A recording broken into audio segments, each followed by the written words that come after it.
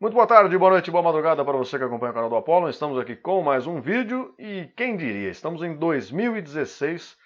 Vamos fazer um vídeo hoje aqui falando sobre Ziz, cara. Mais especificamente vamos falar sobre o treino dele como sugestão de um dos nossos queridos espectadores e vocês vão entender mais logo após a nossa pseudo-vinheta.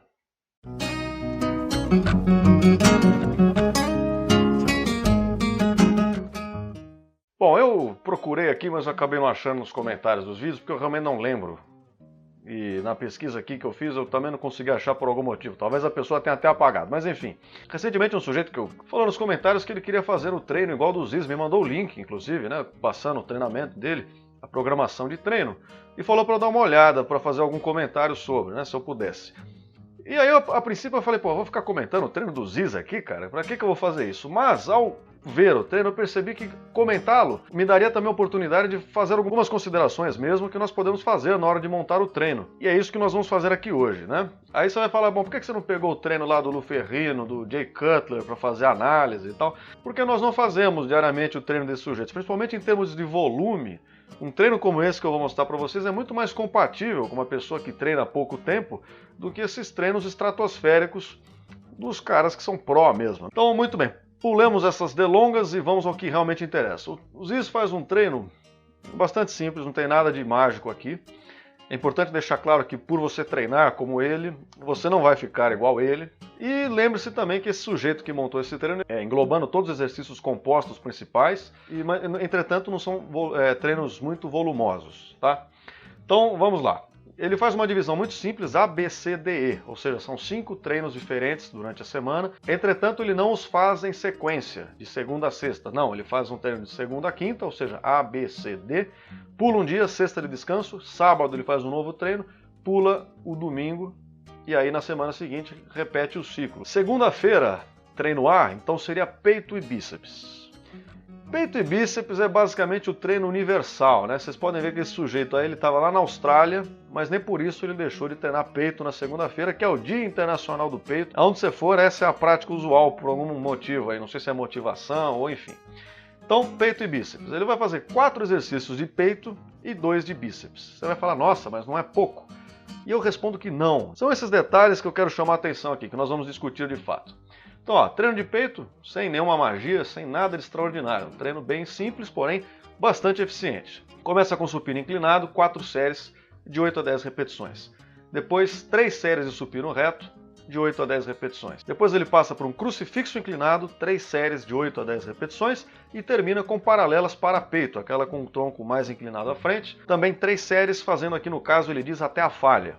Ou seja, você perceba que são 4 exercícios de peito, totalizando aí, ó, 3, 6, 9, 13 séries. Isso feito corretamente, com decência e com intensidade, é um treino já suficiente para esse caso aqui. E, em sequência, ele passa para o treino de bíceps, que eu vou chamar a atenção aqui para o seguinte, ele faz 2 exercícios de 3 séries cada. Ele começa com rosca direta, famigerada, rosca direta, que está em todos os treinos de bíceps também, 3 séries de 8 a 10 repetições, e depois faz mais 3 séries de rosca Scott, de 8 a 10 repetições, só que ele joga um drop set nessa última série aí, tira uma parte do peso, tira metade do peso e faz mais uma série. Então acaba dando 4 séries na rosca Scott no total, né? A gente vai entender que ele faz esse treino curto pro bíceps, muito provavelmente porque na quarta-feira ele vai treinar costas e sábado ele também vai fazer barra, que também de alguma forma trabalha o bíceps. Então ele está fazendo um treino mais parcelado pro bíceps, mais dividido, treinar com menos volume, porém mais vezes ao longo da semana, e no caso do treino de costas, treinar indiretamente, certo? Só que ele passa para o treino B na terça-feira com uma estratégia muito interessante, que é o seguinte, ele treina pernas e panturrilhas. Isso é uma coisa muito interessante de ser feita. Se você começou a semana de treinos treinando seu tronco, né? Tronco e braços, no caso, peito e bíceps, por que não fazer no dia seguinte um treino de pernas?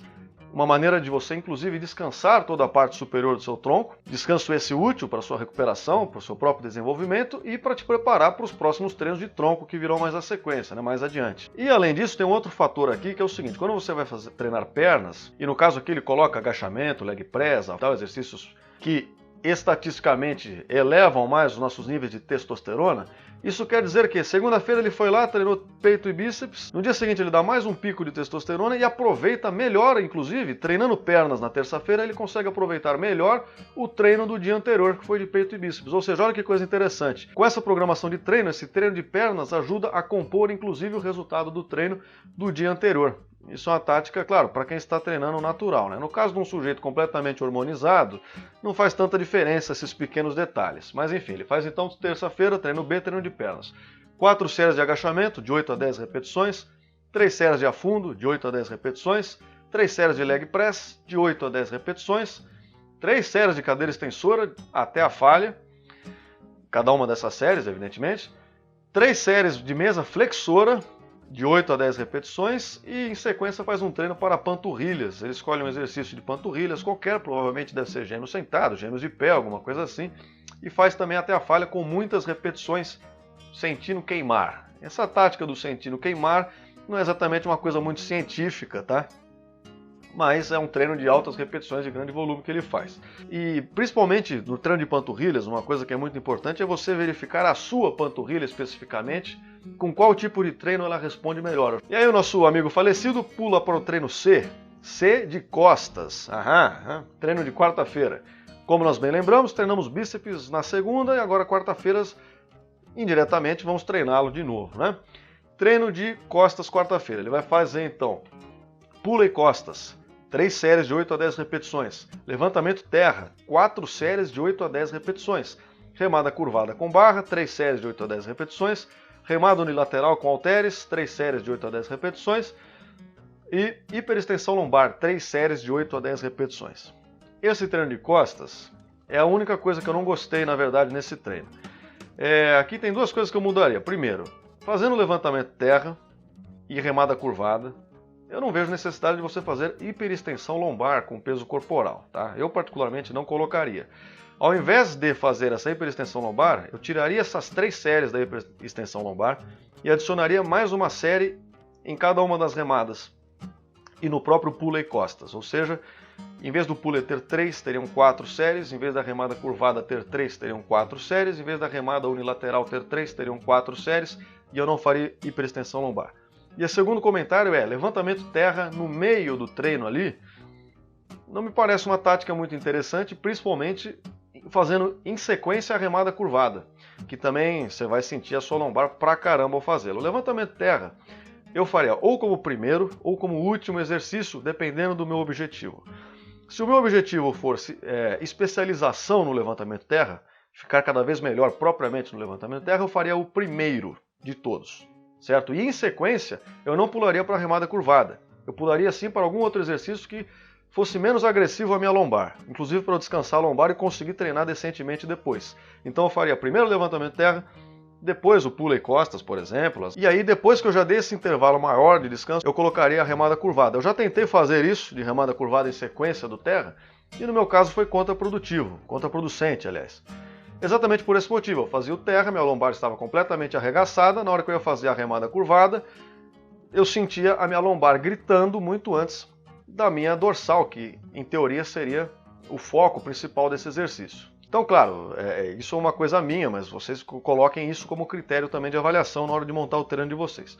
E a outra possibilidade seria colocar o levantamento terra por último. E aí você vai fazer uma divisão simples. Primeiro você está treinando o eixo horizontal, digamos assim, das suas costas, ou seja, você está fazendo pula e costas, remada curvada, remada unilateral e tal. Então você está primeiro fazendo os exercícios que vão construir a sua dorsal para alargar as suas costas e depois, por último, você faz o eixo vertical, que seria o levantamento terra, que pega trapézio ascendente, pega a lombar. E enfim, aí sim, com essa ordem de execução me parece mais interessante.